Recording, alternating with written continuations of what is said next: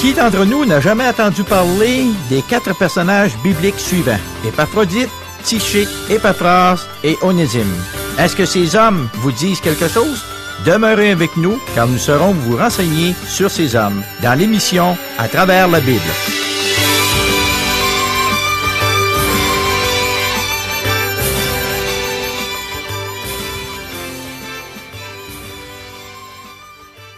Chers auditeurs, pour en savoir davantage sur le contenu de cette émission, vous pouvez contacter en tout temps Radio Espoir via Internet à www.radioespoir.ca ou par téléphone, sans frais, au 1-877-l'Espoir, 1-877-537-7647. Bonjour, mon nom est Roger Mador. Au cours des minutes qui seront devant nous, nous chercherons à éveiller votre esprit en découvrant, comme on a vu tout à l'heure, les 4 personnages bibliques. Mais d'autres vérités seront également sondées, telles que quel est le plus grand chef-d'œuvre de Dieu? Qui doit diriger la vie des croyants? Quel est notre degré d'amour envers Dieu? À quoi pouvons-nous comparer l'Église de Dieu? Voilà donc le menu pour notre émission. Et comme d'habitude, ce sera notre ami Régent Joly qui saura nous donner des réponses adéquates à toutes ces questions. Auparavant, je vous invite à un temps de prière. Prions. Père très saint, toi le Dieu de l'univers, enseigne-nous concernant ta parole. Exhorte nos cœurs par les propos que nous allons entendre aujourd'hui par la bouche de ton serviteur Régent.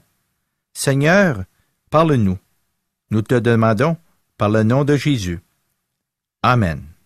À toi, Régent. Merci beaucoup, Roger. Chers amis, 4 hommes ont quitté Rome en l'an 62 pour se rendre dans la province d'Asie, qui se trouvait dans la région connue sous le nom d'Asie mineure. Aujourd'hui, ce territoire s'appelle la Turquie. Ces hommes portent avec eux 4 textes, les plus sublimes de la foi chrétienne.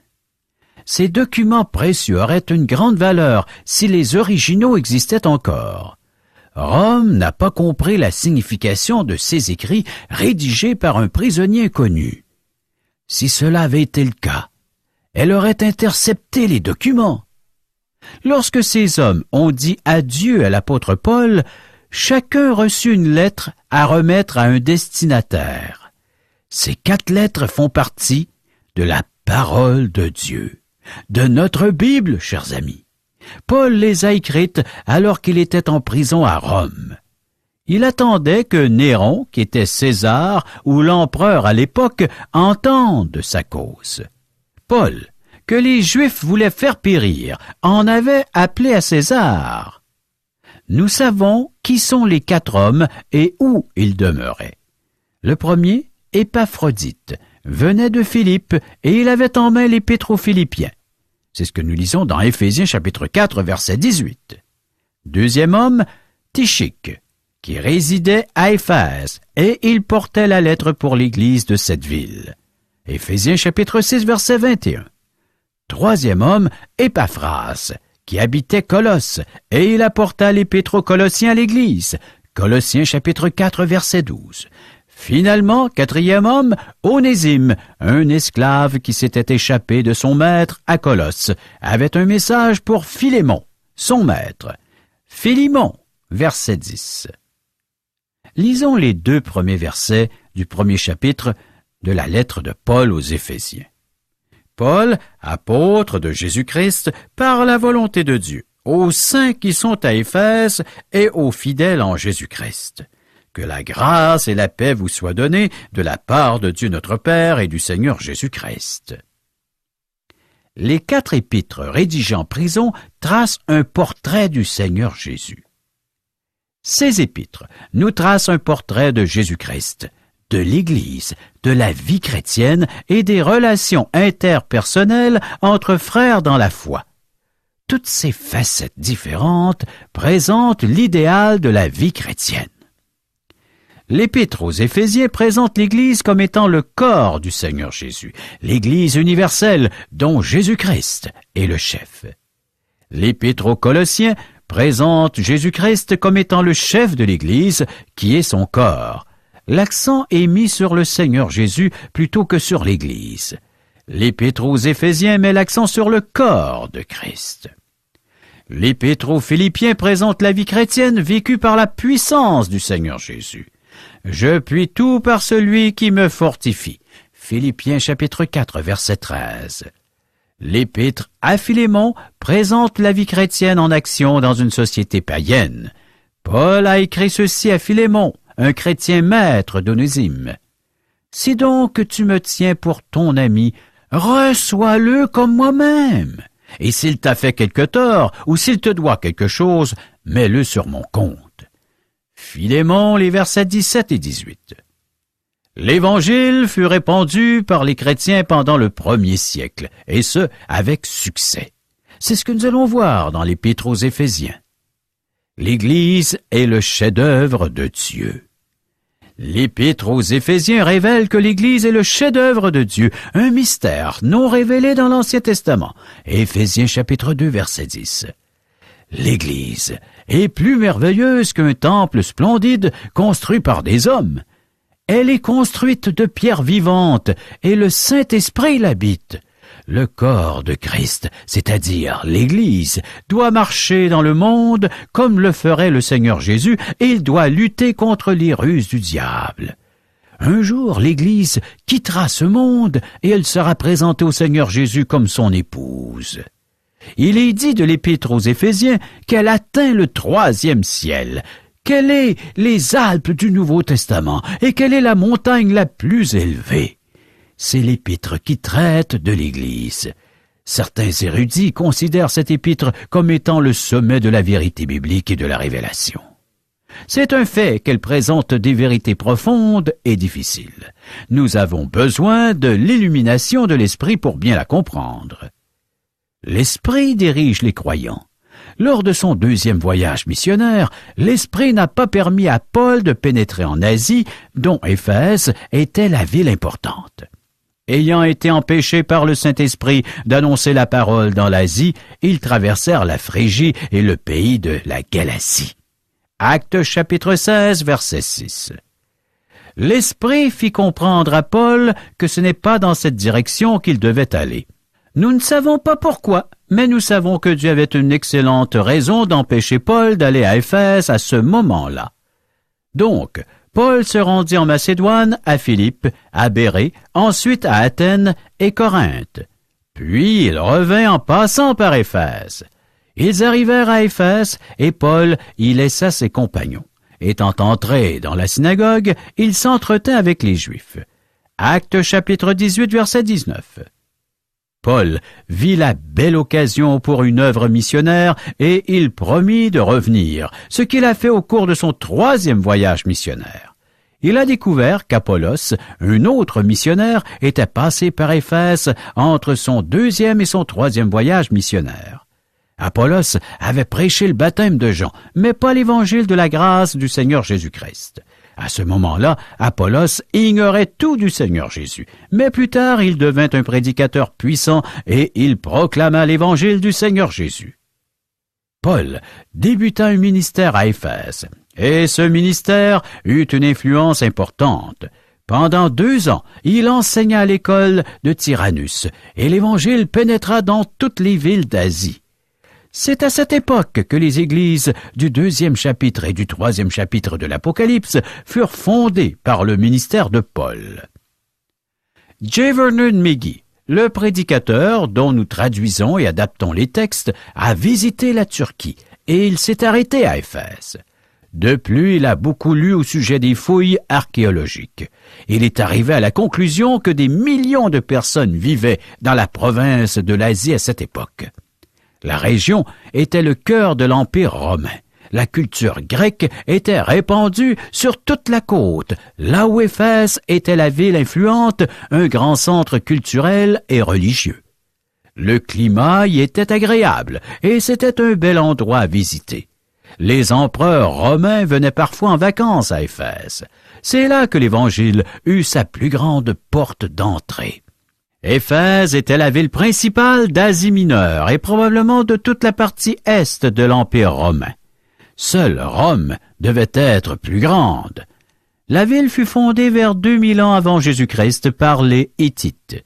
Ce fut une ville orientale ou asiatique jusqu'à 1000 ans avant Jésus-Christ, alors que les Grecs entrèrent en scène. À ce moment-là, les cultures orientales et occidentales se mélangèrent. Pendant 2500 ans, Éphèse fut l'une des grandes villes du monde. C'était un port de mer, mais maintenant la ville se trouve à 6000 de la côte, celle-ci s'étant envasée et ensablée au cours des siècles. Au temps de l'apôtre Paul, il a pu venir en bateau jusqu'à la ville.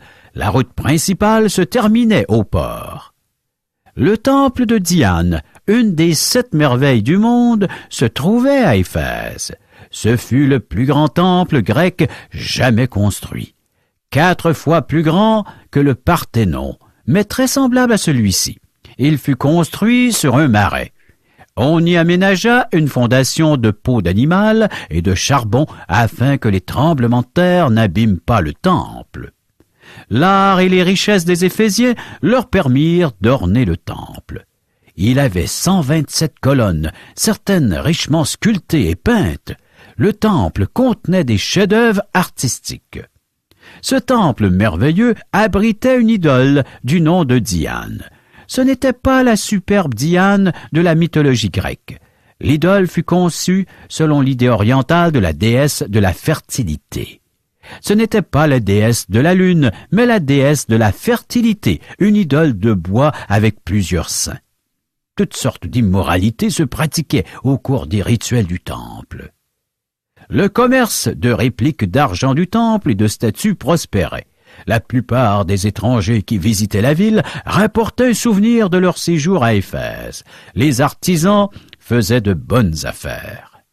C'est dans cette ville que vint Paul. Il alla premièrement à la synagogue et il prêcha avec puissance pendant 3 mois. Puis il déménagea à l'école de Tyrannus et il y demeura 2 ans, de sorte que tous ceux qui habitaient l'Asie, juifs et grecs, entendirent la parole du Seigneur. Actes chapitre 19, verset 10. Ceci fut probablement le point culminant des œuvres missionnaires de Paul. Il perçut le bel avantage de prêcher à Éphèse et il y demeura 2 ans. C'est l'endroit où il est demeuré le plus longtemps. Paul pouvait leur écrire au sujet des vérités profondes qu'il touche dans l'Épître, car il avait enseigné les Éphésiens assez longtemps pour le faire. Paul a dit aux Corinthiens: « Je resterai néanmoins à Éphèse jusqu'à la Pentecôte, car une grande porte et d'un accès efficace m'est ouverte, et les adversaires sont nombreux. » 1 Corinthiens chapitre 16, versets 8 et 9. Parce que l'enseignement de Paul faisait baisser le chiffre d'affaires des artisans, il dut affronter une grande opposition, même que les artisans fomentèrent et organisèrent une émeute dans la ville. Paul prêchait l'évangile du Dieu vivant et de la vie en Jésus-Christ. Dieu préserva son serviteur et il poursuivit son ministère. Actes chapitre 19, versets 23-41. Paul aimait l'Église d'Éphèse.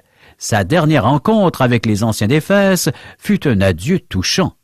Actes chapitre 20, versets 17-38.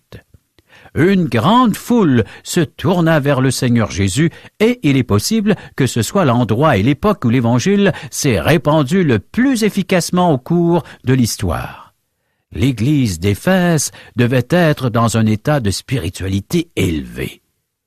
Cela m'étonne que des gens dans cette ville païenne aient pu comprendre cette épître. En fait, ce ne peut être que par l'illumination de l'Esprit. Paul ne leur aurait pas écrit une lettre qu'ils ne puissent comprendre. De plus, dans le livre de l'Apocalypse, Éphèse est la première des 7 églises à qui le Seigneur demande à Jean d'envoyer un messager.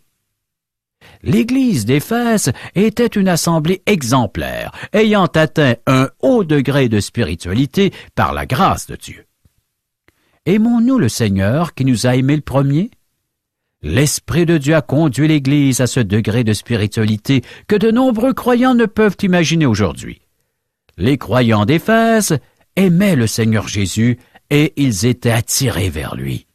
Malheureusement, aujourd'hui, de nombreuses églises s'appuient sur des méthodes et des programmes plutôt que sur la personne de Jésus-Christ. Elles se sont éloignées de leur Seigneur et Sauveur. La question la plus importante que nous puissions nous demander est combien aimons-nous le Seigneur Jésus? Ne nous soucions pas d'impressionner les gens par nos activités ou ne cherchons pas un poste dans l'Église. Paul a dit aux Éphésiens que le Seigneur Jésus a aimé l'Église et qu'il s'est livré pour elle. Est-ce que nous l'aimons en retour? Quelle est notre réaction devant tant d'amour? Pouvons-nous dire sincèrement: je l'aime, car il m'a aimé le premier? La lettre aux Éphésiens devrait nous rapprocher très près du Seigneur Jésus. Plusieurs théologiens qui critiquent la Bible affirment qu'on ne peut comprendre deux livres de la Bible, soit l'Apocalypse et l'Épître aux Éphésiens. Ils voient dans l'Apocalypse une collection de symboles que personne ne peut déchiffrer, et ils affirment que le niveau de spiritualité de la lettre aux Éphésiens nous dépasse. Chers amis, c'est l'Esprit de Dieu qui nous illumine pour que nous comprenions la parole. Éphésiens et Apocalypse sont des livres qui ont été rédigés par des auteurs inspirés de Dieu. Il est possible de les comprendre par l'illumination de l'Esprit et ils nous furent donnés pour notre édification. Ces livres ne seraient pas édifiants s'ils ne pouvaient pas être compris. Lorsque nous affirmons croire la Bible de la première page à la dernière page et que nous ne la connaissons pas, nous ne faisons que prononcer des paroles pieuses et vaines. Si quelqu'un pense vraiment que la Bible est la parole de Dieu, il va l'étudier afin de la comprendre. Il va mettre de côté les méthodes de fonctionnement, les structures de l'Église locale, les méthodes de communication pour rejoindre la nouvelle génération, et il va se pencher sur le texte biblique afin de bien le comprendre. En fait, l'Épître aux Éphésiens et l'Apocalypse sont des livres si logiques qu'il est très facile d'en faire un plan. Chers amis, nous avons besoin de la doctrine accompagnée d'application. Le Seigneur demanda à Jean d'écrire au sujet de ce qu'il a vu, au sujet des choses présentes et au sujet des choses à venir. Nous avons donc 3 divisions évidentes pour le livre de l'Apocalypse. Le livre est arrangé selon le nombre 7. Comment peut-on avoir un livre dont il est plus facile de tracer le plan? L'Épître aux Éphésiens est aussi très logique. Les 3 premiers chapitres traitent de l'appel divin de l'Église et ils sont doctrinaux. Les 3 derniers chapitres traitent de la conduite de l'Église et ils présentent des applications de la doctrine. L'Église a un chef, le Seigneur Jésus, et il se trouve au ciel. Nous sommes identifiés à lui. Cependant, les pieds de l'Église touchent la croûte terrestre, ou, comme on dit en bon québécois, le plancher des vaches. Paul ne nous laisse pas assis dans les lieux célestes. Il dit « Je vous exhorte donc, moi le prisonnier dans le Seigneur, à marcher d'une manière digne de la vocation qui vous a été adressée. » Éphésiens chapitre 4, verset 1er. Autrement dit, mes amis chrétiens, c'est bien de s'asseoir dans les lieux célestes et de se vanter de notre position en Christ, mais descendez de votre trône et marchez. Rappelez-vous qu'à l'époque de l'apôtre Paul, les croyants vivaient dans une société païenne de l'Empire romain. La première partie de l'épître est doctrinale, la deuxième donne des applications, ce qui est très logique. Nous avons besoin de la doctrine et de conseils pratiques. Nous ne pouvons pas nous contenter de la connaissance doctrinale des 3 premiers chapitres. Ils sont merveilleux, mais il faut les mettre en pratique, marcher conformément à ceux-ci. La section doctrinale est aussi très logique. Le premier chapitre enseigne que l'Église forme un corps, le chapitre 2 que l'Église est un temple, et le chapitre 3 qu'elle est un mystère. L'Église est un nouvel homme, une épouse et un soldat. Lorsque nous examinons la section pratique, nous découvrons que l'Église est un nouvel homme. L'Église doit manifester quelque chose de nouveau dans ce monde. Elle doit marcher dans ce monde selon le nouvel homme qu'elle est. Au chapitre 5, nous voyons que l'Église deviendra l'épouse de Christ. L'Église n'est pas une épouse présentement. Dans 2 Corinthiens chapitre 11, verset 2, Paul dit « Parce que je vous ai fiancés à un seul époux, pour vous présenter à Christ comme une vierge pure. Finalement, au chapitre 6, l'Église est un soldat. Un jour, le pasteur J. Vernon McGee a enseigné le plan de cet épître. Une femme est venue lui dire « C'est intéressant, l'Église deviendra une épouse, selon vos dires, et elle est un soldat. » Dans plusieurs mariages, les gens se marient et la bataille commence. Mais ce n'est pas exactement ce que Paul enseigne. Il est très pratique.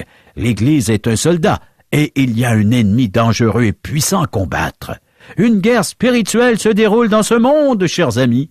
L'appel au combat est sonné. Nous devons nous ranger derrière Dieu, du côté de la victoire, la seule et unique victoire. Paul enseigna de la doctrine solide pendant 2 ans aux Éphésiens ainsi qu'à de nombreux croyants de l'Asie. En effet, l'Église d'Éphèse rayonna dans toute la région. L'Épître aux Éphésiens nous montre que l'Église était capable de recevoir de l'enseignement solide et Paul lui en a donné. Cet enseignement fut accompagné d'applications rapides.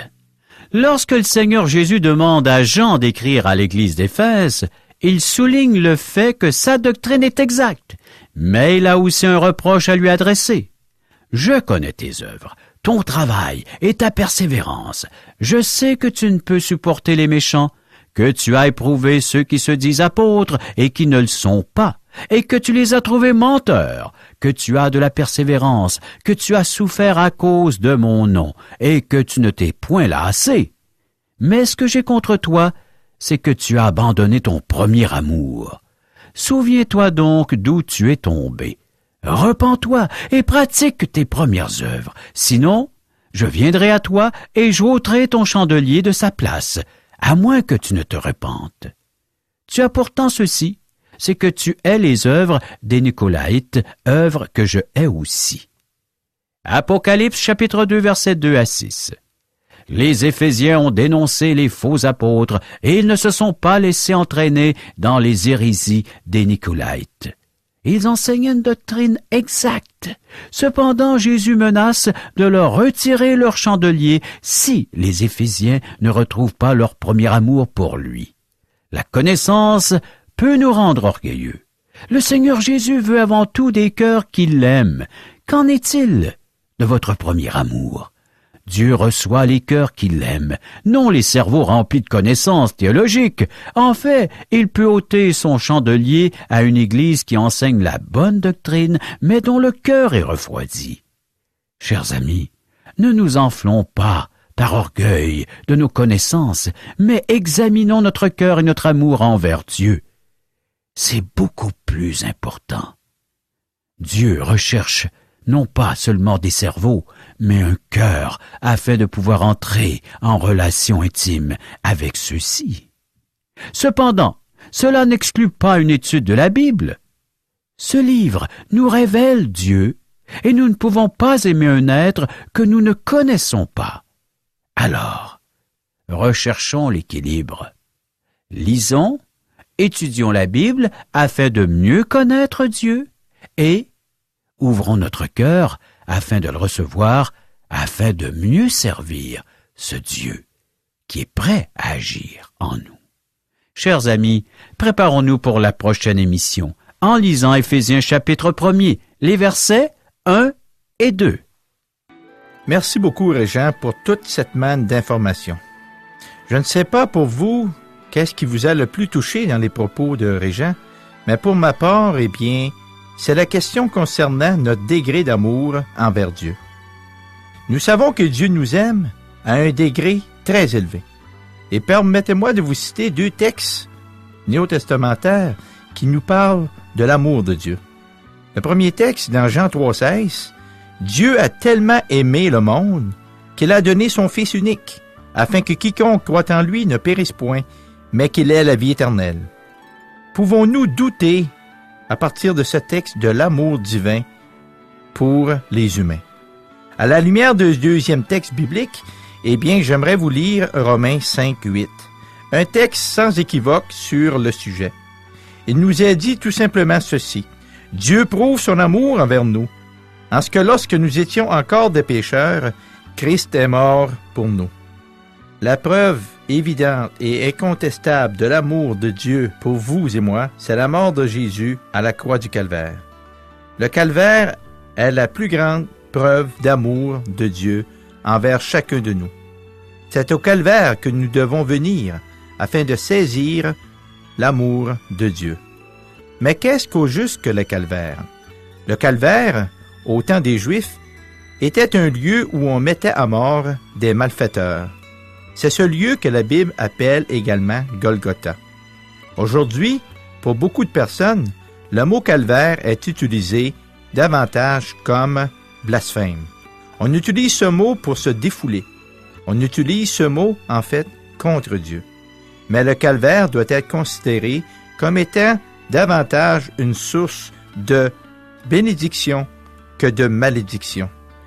Au contraire, donc, il nous faut voir dans le mot calvaire la mort de Jésus-Christ. C'est là que Dieu, dans un sens, veut conduire l'homme et la femme vers le bonheur. Le calvaire est donc synonyme de bonheur, mais surtout et avant tout de l'amour de Dieu pour chacun d'entre nous. J'aimerais que l'on finisse cette émission par un temps de réflexion. Probablement que beaucoup d'entre vous qui écoutez, comme vous et comme moi, vous avez peut-être utilisé le mot calvaire dans un contexte de colère ou encore de rage. Ou encore, vous allez peut-être dire, moi j'utilise ce mot tout simplement par routine. Je ne veux pas porter de jugement sur votre vie. Mais dorénavant, quand vous allez utiliser le mot calvaire, pourquoi ne pas vous arrêter et réfléchir à l'amour que Dieu y a dégagé pour vous personnellement et au bonheur qui peut se trouver dans ce lieu unique. Êtes-vous déjà allé à la croix du Calvaire? Je vous invite à faire cette démarche de foi. Vous allez en revenir tout simplement transformé. Et de là, votre cœur s'ouvrira pleinement à Dieu. Pourquoi ne pas entreprendre cette unique démarche de foi? Sur ce, je vous dis, n'oublions jamais que Dieu vous aime et il nous aime pas à peu près. Il l'a prouvé en laissant aller son Fils à la potence. Et n'oublions pas non plus que Dieu aspire à ce que nous l'aimions en retour. Et ce, avec un cœur sincère et vrai. Quel est votre degré d'amour envers Dieu? Je vous rappelle, Jean 3,16, Dieu a tellement aimé le monde qu'il a donné son Fils unique, afin que quiconque croit en lui ne périsse point, mais qu'il ait la vie éternelle. Que Dieu vous bénisse et à bientôt.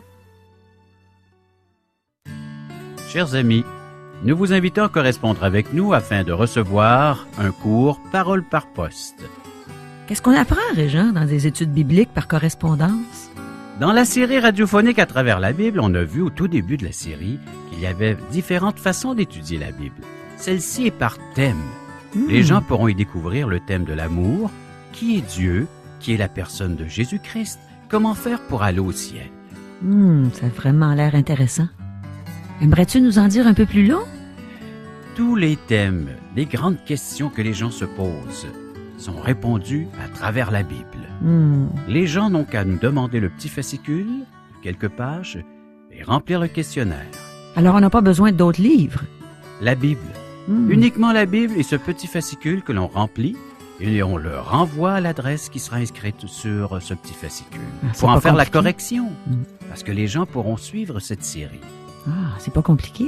Très simple. J'ai vraiment le goût de m'inscrire. Et pour le faire, voici nos coordonnées au téléphone.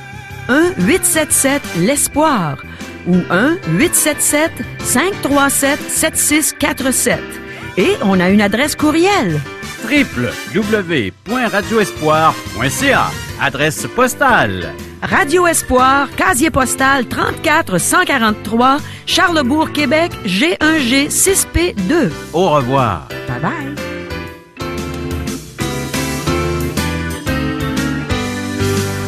Cette émission vous a été présentée par Radio Espoir.